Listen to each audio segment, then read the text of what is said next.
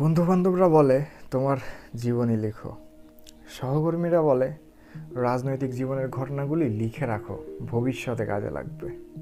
আমার সহধর্মিণী একদিন জেল গেটে বসে বলল, বসেই তো আছো, লেখো তোমার জীবনের কাহিনী। আমি বললাম, লিখতে যে পারি না, কি এমন করেছি যা লেখা যায়? আর আমার জীবনের ঘটনাগুলি জেনে জনসাধারণের কি কোনো কাজে লাগবে? কিছুই তো করতে পারলাম না। শুধু এইটুকু বলতে পারি, নীতি ও আদর্শের জন্য সামান্য একটু ত্যাগ স্বীকার করতে চেষ্টা করেছি। যে লাইনগুলো পড়লাম সেটি জাতির জনক বঙ্গবন্ধু শেখ মুজিবুর রহমানের নিজের লেখা অসমাপ্ত আত্মজীবনীর প্রথম কয়েকটা line.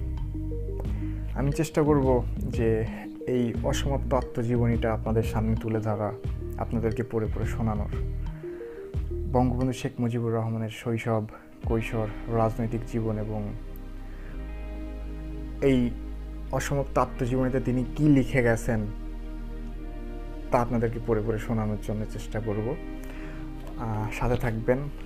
Lodge hub YouTube channel থেকে ইনশাআল্লাহ আমি পড়ে পড়ে শোনাবো। সবাই দোয়া করবেন যাতে কাজটা শেষ করতে পারি। বন্ধুবান্ধবরা বলে তোমার জীবনী লেখো, সহকর্মীরা বলে রাজনৈতিক জীবনের ঘটনাগুলি লিখে রাখো, ভবিষ্যতে কাজে লাগবে। আমার সহধর্মিণী একদিন জেল গেটে বসে বলল, বসেই তো আছো, লেখো তোমার জীবনের কাহিনী।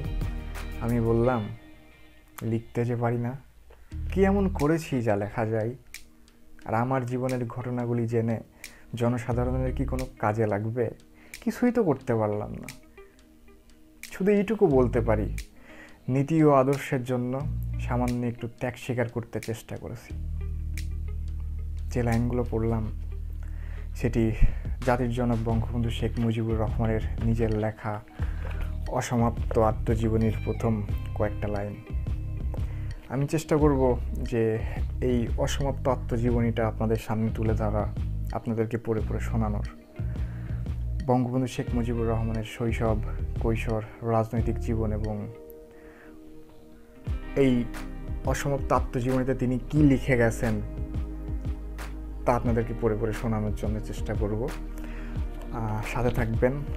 লজ হাব ইউটিউব চ্যানেল থেকে ইনশাআল্লাহ আমি পড়ে পড়ে শোনাবো। সবাই দোয়া করবেন যাতে কাজটা শেষ করতে পারি।